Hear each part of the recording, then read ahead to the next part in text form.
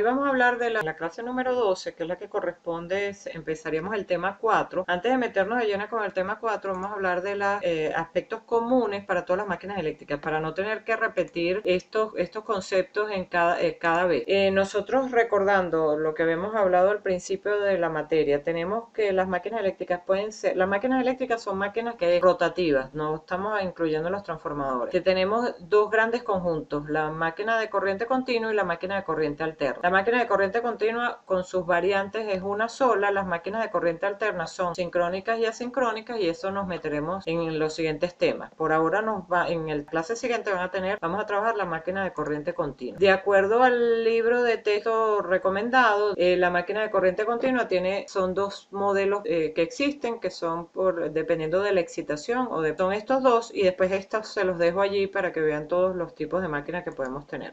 Las máquinas eléctricas pueden funcionar como motor o como generador, hacen conversión de potencia eléctrica en potencia mecánica cuando funciona como motor, y al revés, potencia mecánica en potencia eléctrica cuando funcionan como generador. ¿Qué quiere decir esto? Una máquina que la enchufamos para darle potencia eléctrica y vamos a obtener como resultado que en el eje vamos a tener velocidad y las características del eje, o sea, el eje va a poder mover una pieza, por tanto es un sistema mecánico. Como generadores, al revés, nosotros hacemos mover el eje de alguna manera con alguna fuente, por ejemplo si fuera agua o viento que hace mover el eje, y como resultado vamos a tener potencia eléctrica que sale por unos conductores. Todas las máquinas eléctricas con variantes más importantes, menos importantes, tienen una pieza fija que es un estator, un rotor o una pieza que rota. Tanto el estator como el rotor son piezas mecánicas.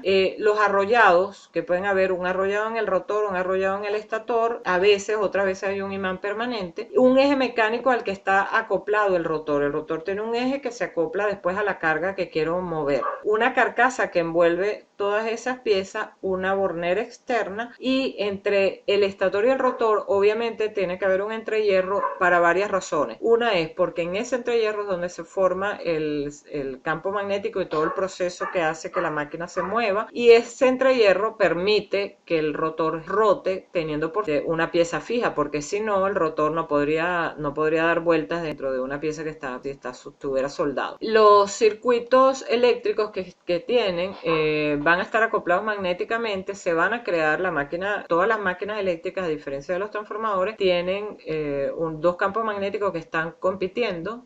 Eso lo nombro un poco más adelante, y tanto el rotor como el estator son de material ferromagnético, el mismo material similar al que usamos en los transformadores, pero bueno, con las características de construcción distintas, que sirven además sobre ese rotor y estator, pieza mecánica, se montan además los arrollados de alguna manera y se aguantan allí. La carcasa es una pieza que no es de las funciones activas de la máquina, pero le da rigidez a la máquina, lo protege del medio ambiente. Esa carcasa va a estar regida por normas NEMA, dependiendo del lugar que esté. No es lo mismo tener un motor al aire libre, expuesto a las temperaturas, a lluvias, a polvo, a todo, que tener un motor que va a ir metido dentro de un cuarto con unas temperaturas distintas. Entonces, esa carcasa se va a definir en función del ambiente donde va a trabajar el motor. ¿Qué se requiere para que funcione? Dos campos magnéticos que compitan, que coexistan en el entrehierro, que se creen. Entonces ya después vamos a aprender cómo cada máquina crea ese campo magnético. Por lo menos tiene que tener un arrollado por el que circule corriente, el otro arrollado también, pero si no podemos sustituirlo por un imán permanente. El balance energético de las máquinas es parecido al de los transformadores, en el sentido que, bueno, tenemos una energía eléctrica que circula por unos conductores,